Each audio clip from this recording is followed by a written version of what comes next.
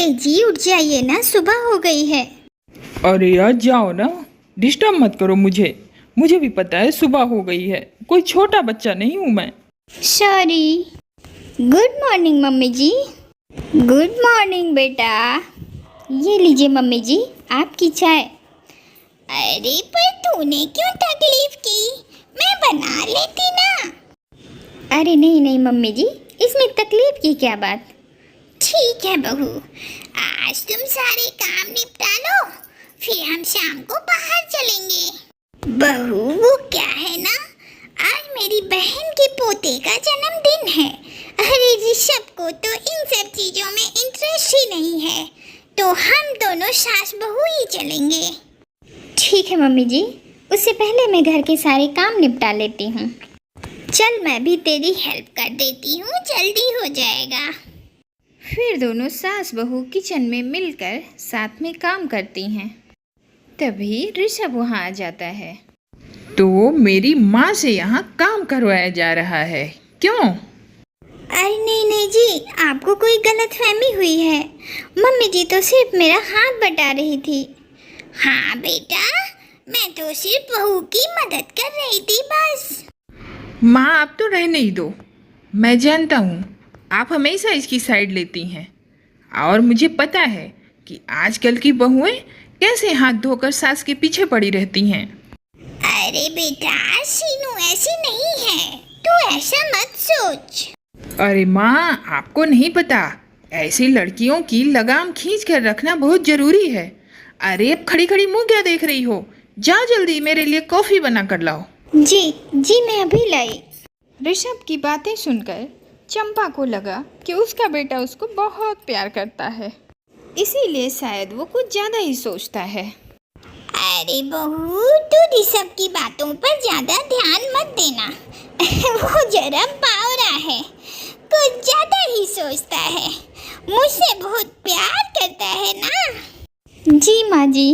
वहीं दोनों सास बहू दोपहर का सारा काम खत्म करके मौसी जी के पोते के बर्थडे में चली जाती हैं, जिससे उनको शाम को घर वापस आने में देर हो जाती है। कहाँ थी अब तक, कहाँ घूम रही थी? अरे बेटा, ये तू कैसी बातें कर रहा है। आज तेरी मौसी जी के पोते का जन्मदिन था, तो मैं बहू को वहीं लेकर गई थी। मुझे लगा कि इस लड़की का मन थोड़ा अच्छा हो जाएगा। माँ तुम इस लड़की की बातों पर पर्दा क्यों डाल रही हो?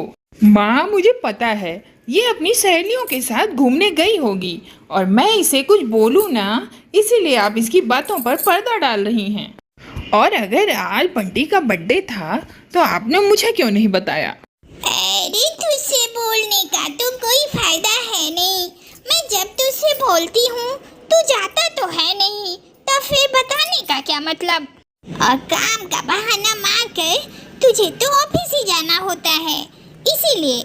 मैं सब जानता हूँ माँ, न जाने इसने ऐसा क्या जादू कर दिया है आप पे कि जब से ये आई है आप हमेशा इसी की साइड लेती हैं। दो साथ हमें क्या, एक दिन आपको ही भुगतना पड़ेगा।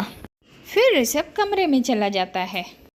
अरे खड़ी खड़ी मुँह क्या देख रही हो, मेरे जूते उतारो। जी अभी उतार देती हूँ। और मेरे कपड़े निकाल कर रखो कबर्ड से, मैं अभी नहा कर आता हूँ। जी अभी निकाल देती हूँ। तभी सीनू देखती है कि उसकी पति के शर्ट पर लिपस्टिक के निशान हैं, लेकिन वो किसी से कुछ नहीं कहती। वह चुपचाप ऋषभ का काम करके वहाँ से चली जाती है। अरे क्या बात है बेटा, तू इतनी उदास क्यों है? देख, ऋषभ की बातों को तू इतना दिल पर मत लिया कर। अरे वो बहुत बड़ बोला है, कुछ भी बोला करता है अनाप शनाप। माँ वैसे तो मैं ध्यान नहीं देती, लेकिन मेरे प्यार में क्या कमी रह गई थी कि इन्हें दूसरी लड़की के पास जाने की जरूरत पड़ गई। क्या मतलब? माँ जी, आज मैंने इनकी शर्ट पर लिपस्टिक के निशान देखे। हमेशा इनकी शर्ट से लेडीज परफ्यूम की खुशबू आती है। मैंने कभी कुछ नहीं कहा, लेकिन आज तो हद ही हो गई। क्या कह रही है बेटा तू ना ऋषभ से इस बारे में कुछ मत कहना, मैं ही कुछ करती हूँ। वहीं शाम को। शीनू मैं तुमसे परेशान हो गया हूँ, क्या है ये? सारा दिन कमरा बिखरा पड़ा रहता है, खाना ठीक से नहीं बनाती हो, जब देखो तब घूमने निकल जाती हो, और जब मैं कुछ कहूँ तो माँ का नाम लगा देती हो। और माँ भी तुम्हें बहुत सपोर्ट करती है। सॉरी जी, अब से मैं ऐसा नहीं करूँगी, अपनी गलतियों का ध्यान रखूँगी। तुमसे नहीं होने वाला कुछ। मैं यहाँ से जा रहा हूँ, तुम अकेले रहो इस घर में। और ऋषभ घर से चला जाता है। वो रात भर घर वापस नहीं आता है। माँ जी, मुझे बहुत चिंता हो रही है, सुबह होने वाली है। कब से मैं इनका इंतजार कर रही हूँ, सारी रात बीत गई मगर ये अभी तक आए नहीं। अरे जाने दे बहू, ऋषभ जो भी कर रहा है वो आगे चल के बहुत पछताएगा। फिर अगले दिन सुबह जब ऋषभ घर आता है। कहाँ था ऋषभ तू सारी रात? अपनी बहू से पूछो माँ, इसी से परेशान होकर मैं घर छोड़कर चला गया था। सीनू, ये ऋषभ क्या कह रहा है कि अब तुझसे मेरा बेटा भी नहीं संभाला जाता? मैंने जीवन के 25 साल इसे संभाला है और तुमने अभी से उसका ये हाल कर दिया है। अरे पति परमेश्वर होता है, लेकिन तुम्हें क्या? छोड़ो, जा बेटा जा, तू आराम कर, आज मैं तेरी पसंद का खाना बनाऊंगी। फिर ऋषभ मुस्कुराते हुए कमरे में चला जाता है। अरे बेटा तू रो क्यों रही है? रो मत। अरे मैंने तो तुझे जानबूझकर इसलिए डांटा कि ऋषभ को लगे कि मैं उसकी साइड हूँ। चल चल मैं तुझे कुछ दिखाती हूँ। कमरे के बाहर खड़ी होकर दोनों ऋषभ की बातें सुन रही होती हैं। क्या टीना यार, जैसा कहा था बिल्कुल वैसा ही हो रहा है। पहले जब मैं सीनू के साथ बुरा बर्ताव करता था ना, तो माँ का कोई रिएक्शन ही नहीं होता था। अब तो माँ भी उससे नफरत करने लगी है। आज माँ ने खुद उसको खरी खोटी सुनाई। अब तो शायद कुछ ही दिन में तंग आकर वो घर छोड़कर चली जाएगी। फिर तुम बनोगी मेरी दुल्हनिया। I am so excited. I am too baby. देखा?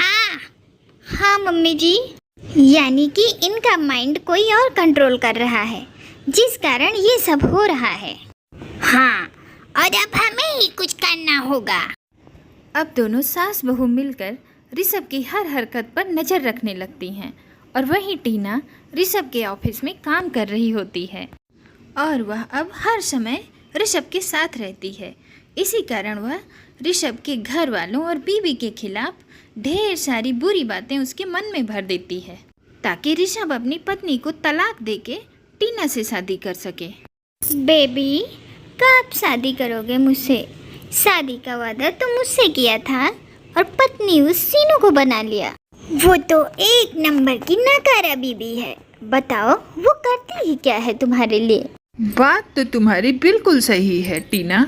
वो सारा दिन घर में रहती है, फिर भी घर अस्त व्यस्त पड़ा रहता है। न जाने वो सारा दिन करती ही क्या है। तो क्या फायदा ऐसी बीवी का जो तुम्हारा घर ही न संभाल सके?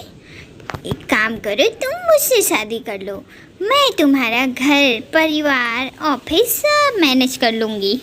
अरे तुम्हारी बीवी तो कमाती भी नहीं है। अरे तुम्हारी बात तो बिल्कुल सही है टीना। मैं आज ही घर जाकर उससे डिवोर्स मांग लेता हूँ। वैसे भी अब सही समय आ गया है बेबी। वहीं घर पर। शीनू कहाँ हो तुम? जी बर्तन धुल रही हूँ, अभी आई। बस तुम्हारा सारा जीवन कपड़े बर्तन धोने में ही बीतेगा। बाई क्यों नहीं बन जाती तुम? इसी बहाने कुछ पैसे भी मिल जाएंगे तुम्हें। जी कैसी बातें कह रहे हैं जी आप? सही तो कह रहा हूँ।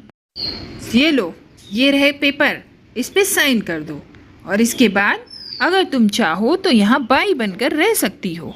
मेरी एक्स वाइफ होगी तो 2 टाइम का खाना और कपड़ा तो मैं दे ही सकता हूँ, क्यों? हाँ बेटा, तू बिल्कुल सही कह रहा है। वैसे भी मैं भी यही सोच रही थी कि शीनू को यहाँ से निकाल फेंकूं। रास्ते का कांटा बन गई है ये। इसका मतलब आप राजी हो हम दोनों को अलग करने के लिए और मेरी दूसरी शादी करने के लिए? हाँ हाँ बेटा बिल्कुल, मगर तुम्हारे तलाक के पहले मैं तुम्हें कहीं ले जाना चाहती हूँ। फिर सास ऋषभ को टीना के घर पे ले जाती है। आप मुझे यहाँ क्यों लाई है माँ? अरे तुझे सब पता चल जाएगा, तू रुक तो। अंदर टीना किसी से बात कर रही थी। देखो ना बेबी, वो ऋषभ का बच्चा कैसे मेरी जाल में फंसा। अब तक तो उसने अपनी बीवी से तलाक भी ले लिया होगा। अब मैं जल्द ही उसके घर जाऊंगी और उसका सारा माल लेकर जब्त कर लूंगी और फिर हम दोनों देश छोड़कर फरार हो जाएंगे। वाह वाह मेरी जान, क्या प्लान बनाया है। जिसके बाद पुलिस वहां आती है और टीना को धोखाधड़ी के जुर्म में गिरफ्तार करके ले जाती है। सीनू मुझे माफ़ कर दो, मैं टीना के बहकावे में आ गया था। मुझे समझ में नहीं आ रहा था, मैं बिल्कुल अंधा हो गया था। इसका मतलब तू मेरी बेटी से तलाक ले लेगा? शीनू मेरी बहू ही नहीं, मेरी बेटी भी है और मैं इसके साथ कुछ गलत होता हुआ नहीं देख सकता। अरे मुझे तो लगता है कि तू ही इसका पति कहलाने के लायक नहीं है। माँ मैं मानता हूँ मुझसे गलती हो गई है। आप लोग मुझे जो भी सजा देंगे मुझे मंजूर है। तेरी सजा यही है कि सीनू जैसे तुझसे निस्वार्थ भाव से प्रेम करती है, तू भी उससे उतना ही प्रेम करे। क्या? तू करेगा ना बेटा? और चंपा की समझदारी से सीनू और ऋषभ का घर टूटने से बच जाता है और वो दोनों एक साथ खुशी खुशी रहने लगते हैं। थैंक यू माँ, आप मेरी सास ही नहीं मेरी माँ हैं। कोई सास अपनी बहू के लिए इतना नहीं करती जितना आप मेरे लिए करती हैं। चल अब शांति मत हो, आ गले लग जा मेरे।